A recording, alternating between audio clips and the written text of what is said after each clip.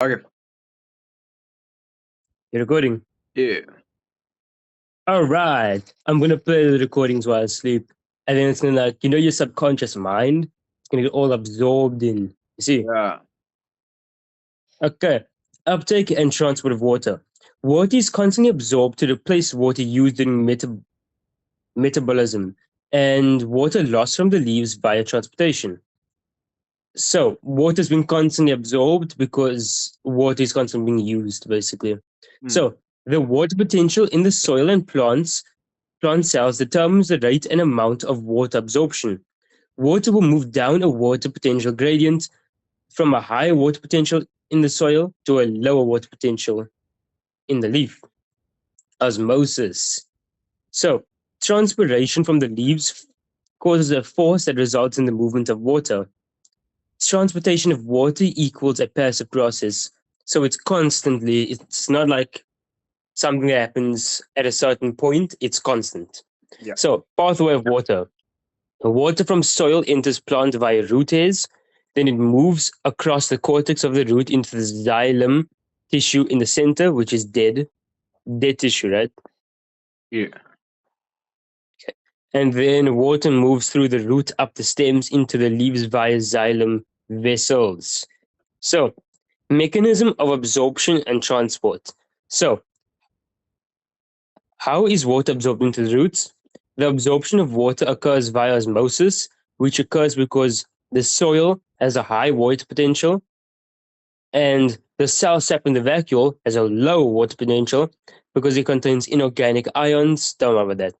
So, all you need to know is the soil has high water potential and the cell sap in the vacuole has a low water potential. And high water potential always moves to low. And water will therefore diffuse down this water potential gradient through the partially permeable cell membrane into the cytoplasm and then the vacuole of the epidermal cells. Oh.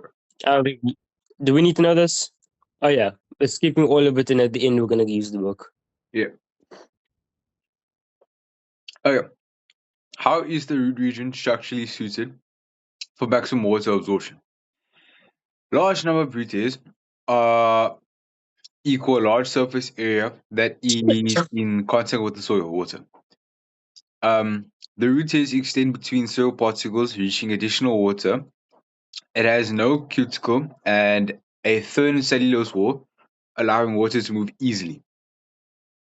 Large vacuole, which presents a large region of low water potential, and new root hairs replace old root hairs, enabling new water resources to be reached. And how does water pass across across cortex to the xylem? The water potential in the epidermis is higher than in the xylem vessels, resulting in the water to move towards the stele. The water crosses the cortex, endodermis, pericycle, and then into the xylem of the vascular tissue in the center of the root. Okay, so one, water flows via three routes across the cortex: the cell walls, then cytoplasm, then vacuoles. So through cell walls, apoplast pathway, water passes freely through adjacent cellulose cell walls, largely the result of transportation pull. Then go to the right side of B. Through cytoplasm B, symplast pathway, water moves via diffusion through the interconnected cytoplasm of the cells of the root. Movement is through plasmodesmata, cytoplasmic strands, which go through the pores in the cell wall. Normal conditions equals more important pathway. But when the plant is losing a lot of water, more water travels by the apoplastic pathways. Now, C through vacuoles equals vacuolar pathway. Water passes via osmosis from the spoil water to the xylem via vacuoles of cells. Once the water reaches the endodermis, the flow along the cell walls is stopped because of the Casparian strips. The only way for the water to cross the endodermis is via cytoplasm. Water moves through the pericycle of the stele and then moves down the water potential towards the gradients. It enters the xylem through pits.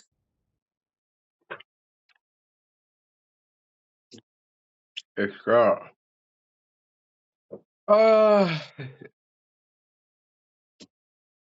um, if I'm giving 2 seconds. Ah, how is sucrose translocated?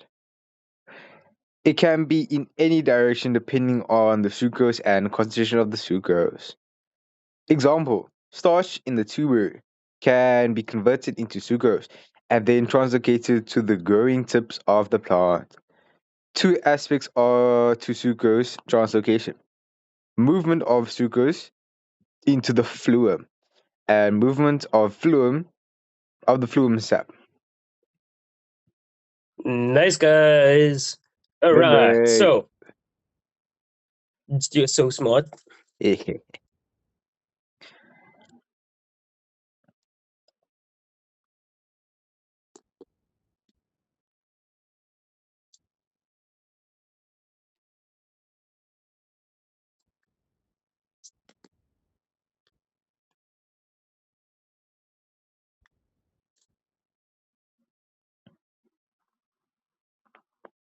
All right. So, how does sucrose move into the phloem? So, assume sources of sucrose equals photosynthesizing leaves. Therefore, to enter the phloem, sucrose must move against the concentration gradient. And this is an active transport and requires energy. So, between the mesophile and the phloem, sieve, tube cells, there are transfer cells known as modified companion cells. The transfer cells actively absorb the sucrose. They have the ability to do this because they have many mitochondria to supply the energy needed, and they have folded membranes which give them a large surface area for the transfer reactions. So, the transfer cells accumulate a high concentration of sucrose in the cell sap. The accumulated sucrose then diffuses passively into the sieve tube cells via plasmodesmata. Skip that diagram. How does phloem sap moves? How does phloem sap moves? English. Yes. Uh, what? My bad. You're good, mate. Yeah, my sister was asking me if I fed it up. Nice guys. Okay, so how do the phloem sap moves? It's not fully understood. The phloem sap moves at rates that are too fast to be accounted for by ordinary cytoplasmic streaming. The accepted mechanism for translocation is the pressure flow hypothesis. Er, okay. How does pressure flow Mm. come about? Sucrose moves actively from the source cells via the transfer cells into the sieve tube cells of the phloem. Higher concentration of sucrose decrease water potential. This establishes a water potential gradient between phloem and xylem, and water moves via osmosis from the xylem into the sieve tube cells. The increased water equals increased hydrostatic pressure in phloem. Increased hydrostatic pressure equals mass flow of phloem sap to regions of low hydrostatic pressure. At the sink cells, sucrose actively leaves the sieve tube for use or storage. The loss of sucrose increases the water potential, with the result that water moves via osmosis from the phloem to the xylem. Then transpiration. Only 1% of water absorbed by the plant is used. The rest is lost via transpiration and guttation. Therefore, we define transpiration as the loss of water vapor from a plant. This is important because water and mineral salts are brought from the soil to all parts of the plant. The plant can be cooled. Where does transpiration take place? The stomata, the cuticles, and the lenticles. So, in the stomata, most water vapor, which is 90%. Cuticle, a little, 10%, is lost as it is not completely impermeable to gases. The thicker the cuticle, the less water vapor is lost. Lenticle, small areas of loosely packed cells that protrude through the cork layer of the woody stems. Very small amount of water lost. Dhruv, You. I'm when you send those videos to me, I'm low-key gonna post it on YouTube so it won't take space on my phone. Brr. And then we can like watch it and won't Uh, like lose it. uh, See? Yeah. Okay, stomata. Leaves equal covered by cuticle that reduces water loss but prevents the exchange of gases. To allow the exchange of gases, there are tiny pores known as stomata in the epidermis of the leaf or stem that control the movement of gases. So, stomata allows oxygen and carbon dioxide to diffuse in and out of the leaves, water vapor to leave from the plant, some control over the loss of water vapor from the plant, and stomata features. The stomata has been modified epidermal cells known as guard cells that borders the pore, which can draw apart of close together. The guard cells contain chloroplasts.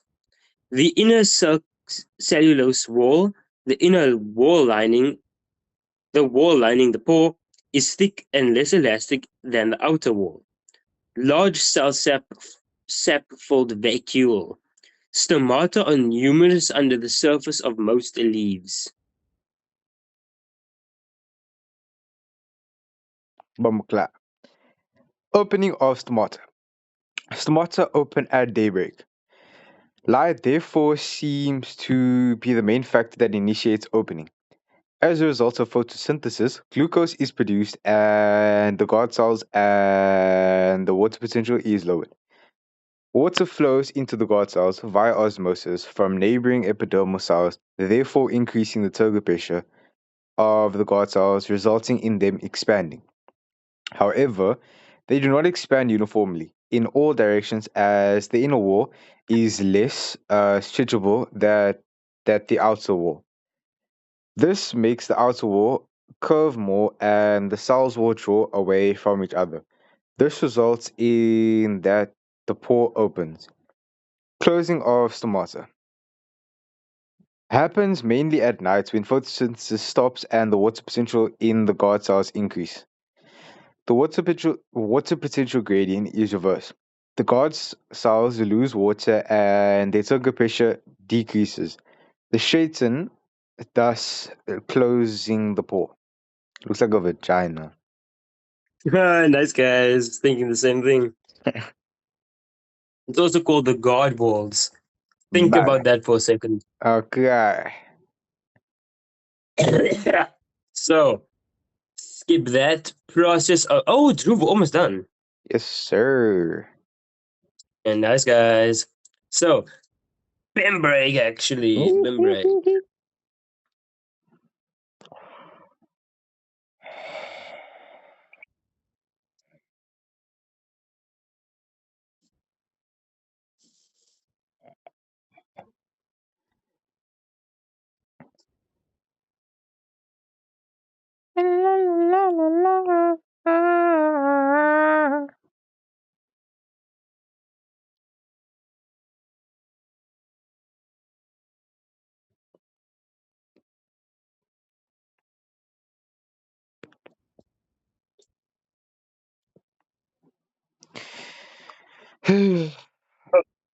All right. So, process of transpiration.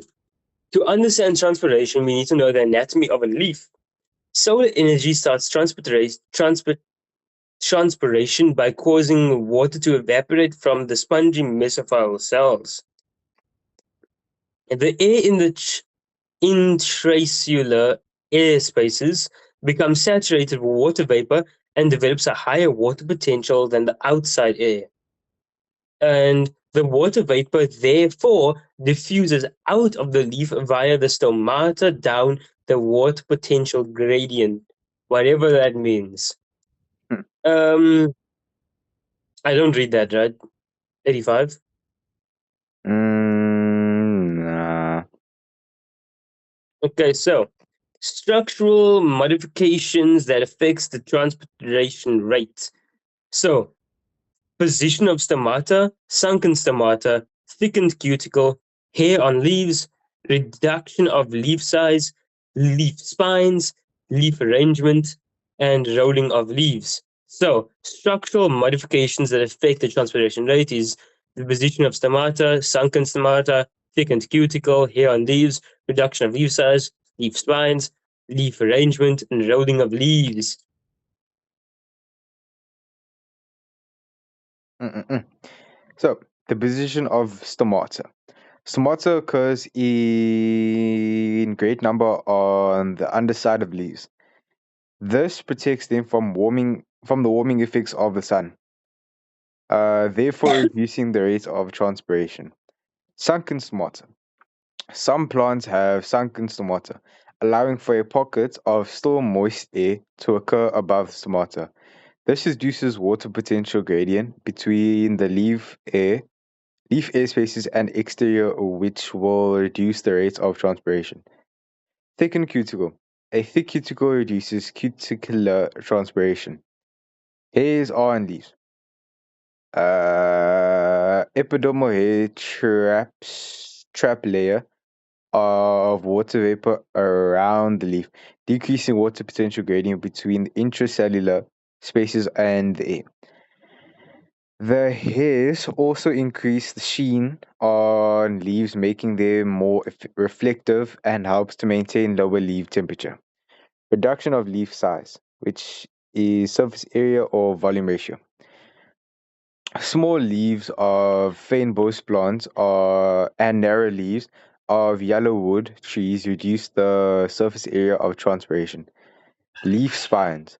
Some plants have leaves reduced to spines with very few stomata. This reduced uh, this reduced the output of water vapor, lowering the transpiration rate. Leaf arrangements. Vertical arrow expose the maximum area of photosynthesis in the early morning and late afternoon, but minimum during the hottest midday period. The rosetta shape is upper leaves shade the lower leaves from direct sunlight. These features help the leaves as this features these features keep the leaf as cool as possible, therefore keeping the transpiration rate as slow as possible because they don't want to lose water. Number 8, rolling leaves.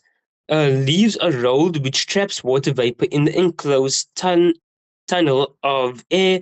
This reduces water potential gradient between the intercellular spaces and the atmosphere, thus creating the transpiration rate. Environmental factors that affect the rate of transpiration: temperature, humidity, light intensity, air movement. Environmental factors that affect the rate of transpiration is temperature, humidity, light intensity, air movement. Okay. Temperature.